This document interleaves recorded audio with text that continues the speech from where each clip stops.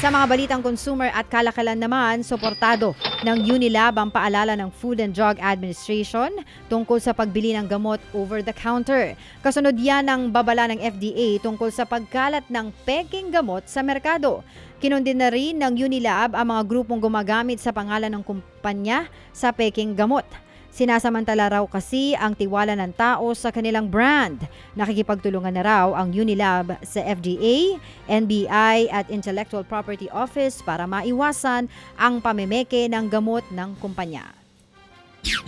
Samantala, magsisimula na ang partial operations ng MRT-7 sa susunod na taon. Sabi ng Transportation Department, bubuksan ang 12 estasyon nito sa publiko sa huling bahagi ng 2025. At inaasahang matatapos ang Tala Station sa Caloocan sa 2026. At ang huling station sa San Jose del Monte, Bulacan sa taon naman na 2027. Maalalang naantala ang pagtatayo ng linya ng tren sa Bulacan dahil sa issue na sa dadaanan ng tren o yung right of way. Sa ngayon, nagsumite na raw ang lokal na pamahalaan ng 3 alternatibong ruta kung saan ito pwedeng ilatag. Abangan mo 2027 Nood po kayo ng Think About It. Oo.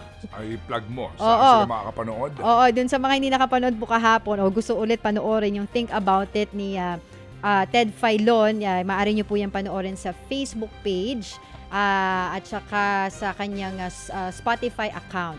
Ang title po niya, No Ease of Doing Business. Yan po ay tungkol dito nga sa MRT na usapin. Maaari nyo rin po yan na panoorin sa YouTube. Yan po ang Think About It by Ted Filon. Alright, sa pagpapatuloy po ng ating balitaan ngayong umaga, 7:36 in the morning. Maglalabas naman daw ang Land Transportation Office ng memorandum tungkol sa kalakaran ng paglipat ng ownership ng mga ibinibentang sasakyan. Yan po ay sa gitna ng kaliwat kanang insidente ng road rage kamakailan. Sabi ni LTO Chief Vigor Mendoza II, oras na magkaroon ng aksidente ay ang nakarehistong owner ang hahabulin. At kung ano ang nakarehisto sa LTO ay yun ang ibibigay nilang impormasyon sa pulis. Kaya kahit wala nang kinalaman ang may-ari sa aksidente, ay siya pa rin ang ituturing na liable. Sabi ni Mendoza, responsibilidad dapat ng may-ari na ilakad ang papeles ng ibebentang sasakyan. Pero maaari rin naman daw itong ipaubaya na sa buyer. Yun nga lang, di naman na issue ng gobyerno kung hindi nasunod ang pinagkasunduan sa transaksyon. Under the law, the registered owner is presumed to be liable kung ano man ang mangyari sa sasakyan na yan.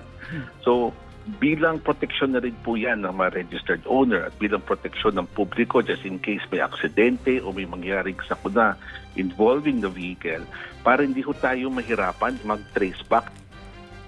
Yan po ang tinig ni LTO Chief Vigor Mendoza II. Ted Filon at DJ Chacha. Ngayon, nasa Radyo 5, 92.3 News FM. Monday to Friday, 6 to 10 a.m.